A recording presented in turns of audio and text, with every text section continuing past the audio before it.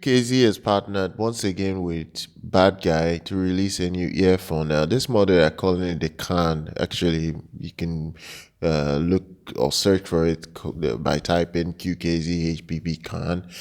It's coming with two dynamic drivers inside of it. One of the dynamic driver is 10mm bass dynamic driver. Then the other is a 7.8mm mid-and-high dynamic driver. That's what's gonna handle the mid-range and the treble. The other thing again is that if it's tuned by Bad Guy, at least the dude wants to get the best out of the two drivers that was put in this shell, and that's something that he tried to do and to achieve with this model. And another thing again is that he has already announced this earphone a couple of days ago. Today was the official day it was going to be on sale, and that's what I'm looking at, because I could have announced it a couple of days ago, but I said, you know what, I don't need to do that. Let me allow it to come out, and then we discuss about it. Look, it comes with a new design. Technically, it's a bit different from your regular in-ear monitor. It's not the same KZ-like shell. It's a bit different, but it's still coming with the same QDC connector. If you like that, I'm not a fan of QDC connector because of the comfort it doesn't end up giving me long term. But this is decent. This is decent.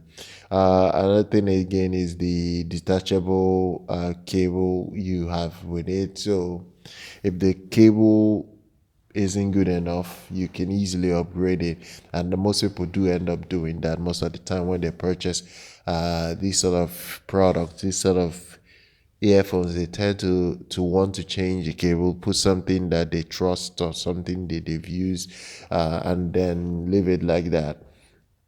The Bad Guy has been very consistent with his collaboration.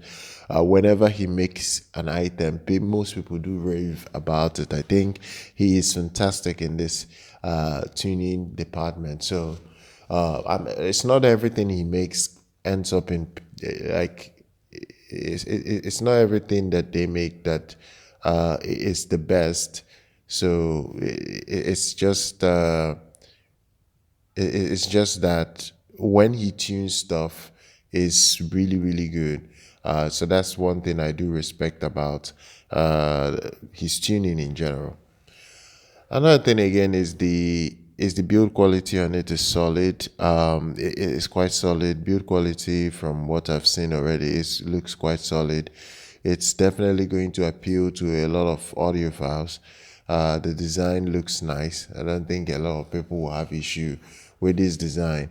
The other thing is, if he at least in his video promotion of it, he said the bass on this is fantastic. So that's the most important thing. A lot of people would ask, look, is the bass good?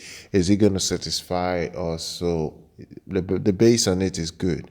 It's not the best, but it's good.